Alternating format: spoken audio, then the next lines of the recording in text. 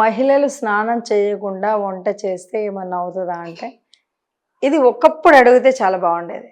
ఒకప్పుడు హిందూ సంప్రదాయంలో మీరు పాత సినిమాల్లో చూస్తే బాగా అర్థమవుతుంది. చక్కగా ఉదయాన్నే లేవగానే పని మనుషులు లేనటువంటి కాలం ఉన్నా పెద్ద జమీందారులైనా కూడా చక్కగా వాకిల్లో నీళ్లు చల్లి ముగ్గులు వేసి స్నానం చేసి వంటగదిలోకి వచ్చి ఆ వంటగది మట్టి పొయ్యి మీదో లేకపోతే దేని మీద వండినప్పుడు అది అగ్నిస్థానంగా, పవిత్ర స్థానంగా ఏంటంటే మనం అదొక అగ్నిహోత్రం, ప్రతినిత్యం అగ్నిహోత్రం చేసేవాళ్ళు ఎవరు అంటే స్త్రీమూర్తి అనేవాళ్ళు. ఎందుకంటే ఆ పొయ్యి ఏదైతే ఉందో అది ఒక అగ్ని కుండంగా భావించేవాళ్ళు. నిప్పును వెలిగించే ముందు స్నానం చేసి పవిత్రంగా ఇంట్లో ఉన్న ఇంటిళ్ళపాదికి ఆ భోజనం దేవీ ప్రసాదంగా, అదొక ప్రసాదంగా, అందుకే వండగానే ఇంత పొయ్యిలో వేసేవాళ్ళు అనమాట. అగ్నికి సమర్పించేవాళ్ళు. అదే నైవేద్యం, అంతకు మించినటువంటి నైవేద్యం ఉండేది కాదు. అలాంటి రోజులలో చక్కగా మీరన్న ప్రశ్న బాగుంది.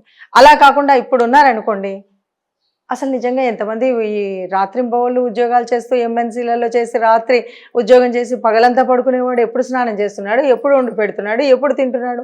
అంతకాలం విరుద్ధంగా మారుతున్నటువంటి ఈ పరిస్థితుల్లో ఈ ప్రశ్న కొంత ప్రశ్నార్థకంగా ఉంటుందని చెప్పొచ్చు. కానీ ఒక్కటి, స్నానం చేసి వంట చేస్తే మాత్రం స్నానం చేయగానే ఒక రకమైన పరిశుభ్రత ఉంటుంది కదా. మనము బయటకు వెళ్ళి రాగానే స్నానం కాసిన నీళ్ళు పోసుకుంటే ఎంతో ప్రశాంతంగా ఉంటుంది. ఎందుకంటే మనం వంట చేసేటప్పుడు ఈ వంట నేను చేస్తున్నప్పుడు నాకు, నా భర్తకి, నా పిల్లలకి ఆరోగ్యాన్ని ఇచ్చేటువంటి దానిగా ఉండాలి అని చెప్తాం కదా. అందుకే ఆరోగ్యప్రదంగా ఉండేటువంటి తూర్పు వైపు తిరిగే ఉండండి, కానీ మీరు దక్షిణం వైపు తిరగకండి, దక్షిణం అయితే అది ఒక యముడి స్థానం, అటువైపు తిరగకండి అని ఎందుకు వంటగది మనం ఆగ్నేయ మూలలో పెట్టుకొని తూర్పు వైపుకే వంట చేస్తాం? ఇవన్నీ కూడా కనిపించకుండా ఉపయోగపడేటువంటి సూచికలు. ఇవన్నీ కూడా శాస్త్రంలో చెప్పినటువంటి గొప్పనైనటువంటి పరమార్థం ఉన్నటువంటి స్థితి. అందుకని తూర్పు వైపు తిరిగి సూర్యుడు, ఆరోగ్యప్రదాత అయినటువంటి సూర్యుడి కిరణాలు మన మీద పడుతూ ఉంటే ఒక ప్రశాంతమైనటువంటి చిత్తంతో మనం వంట చేస్తే ఆ వంట తిన్న వాళ్ళకి వంట పడుతుంది. ఆ వంట పడడం కోసం అంతే.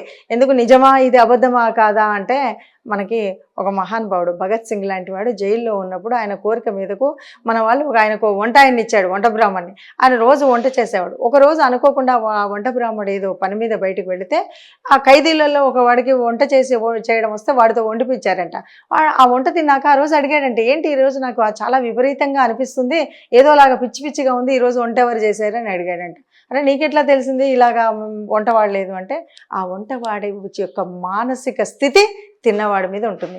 కాబట్టి మరి మానసిక స్థితి ప్రశాంత చిత్తంతో ఉండాలా, వంటోడు చేసి పెట్టిందో లేకపోతే బయట తెచ్చుకునేటువంటి ఫుడ్డులో మరి ఏంటో, ఇవన్నీ కూడా మన నిజం. ఈ నేటి కాలంలో అంత పరిశుద్ధంగా స్నానం చేసి వండేటువంటి అమ్మ చేతి వంట తింటే ఎంత ఆరోగ్యంగా ఉంటుంది అని చెప్పే మనం ఈరోజు ఎక్కడ పడితే అక్కడ తిని అనారోగ్యం తెచ్చుకునే మనకు మధ్యలో ఉన్న వ్యత్యాసం ఏంటో ఎవరికి వాళ్ళని గ్రహిస్తే కనుక ఏ రకంగా ఉంటే మంచిది, ఏ రకంగా ఉండకపోతే మంచిదో మనకే అర్థమవుతుంది.